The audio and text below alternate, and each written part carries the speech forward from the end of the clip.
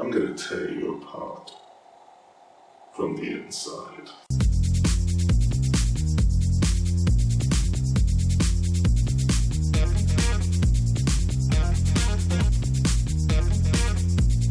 Is Avengers Age of Ultron good? Yes. Is Avengers Age of Ultron better than the first Avengers film? Yes. Is it the best Marvel movie? But it's not taking anything away from Avengers Age of Ultron. It is definitely worth your time, it is definitely worth your money. Avengers Age of Ultron is hugely entertaining. If you haven't seen any of the other Marvel movies, you can still get into this, you can still have a good time. I would still recommend you going to see it. Now, anyone that was worried about Age of Ultron being darker than all the other Marvel films, nothing to worry about. The humour that Marvel films have been known for is here in bucket load. You see a lot of the set pieces in the trailer, however you don't see all of them. Some of the best ones you get in this film. Just to see all the Avengers working together is just such an amazing highlight. Now, one of my complaints with the first Avengers film is that Captain America was completely underused. In this one, he's given much more of a significant role to play. Of course, coming off of Winter Soldier, his best film, my personal favourite, he was a complete badass in that film, and this film is no exception. As a juxtaposition to Captain America, you have Iron Man. Robert Downey Jr. excellently portrays that line that Tony Stark is walking at the moment, between his incredible insecurity with the obnoxious billionaire playboy philanthropist. Now, Thor was always going to have a difficult time in this film. He's coming off the weakest of the Phase 2 movies. His character still has his great moments. His interactions with the rest of the Avengers and the way he talks is great. Then we have the big guy. Hulk.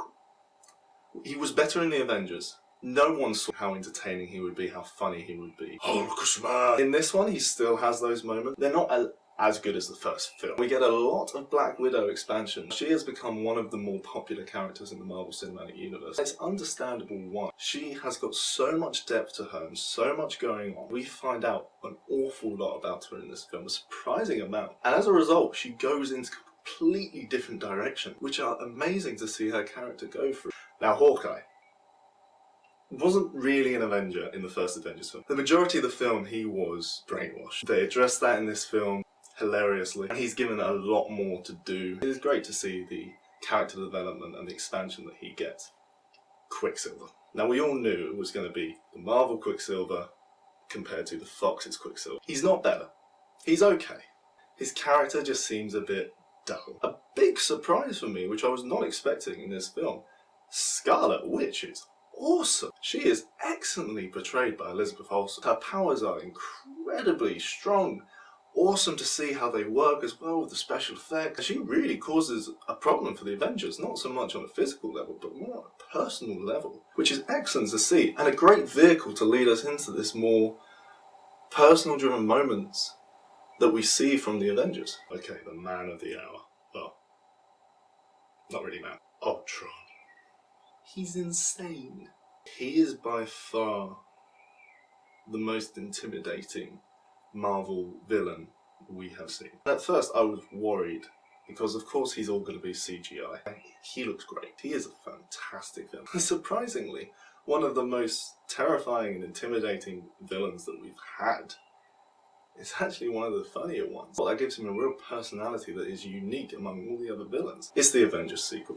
You're always going to get huge amounts of destruction and action and power, rather than just having all this big destruction, a clear loss of civilian life. This is actually addressed just in a few comments. Tony Stark is fighting the Hulk in the Hulkbuster, and he's trying to move the situation away from civilians, or he's saving some civilians while the fight is going on. That is a really clever thing to do, and something I wish Man of Steel had done, but Marvel have clearly learned their lesson from the mistakes of DC. I do have a few negatives. There are a few things that hold it back from being the best Marvel film or the best superhero film, because it's not. A lot of criticism that Marvel films have is that they aren't the same film copy and pasted over again.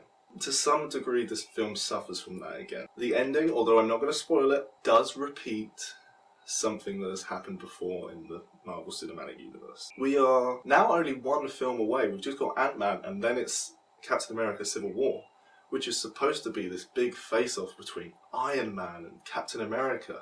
And it's not really set up here, especially as there are many moments in this film that are perfect for that, but it does nothing to capitalise on it. Overall, this is a fantastic film, hugely entertaining. The characters, once again, are fantastic. The interaction between them. It's why you go to see these films. I love the film. I am sure you're going to love this film. You have to go see this in cinemas.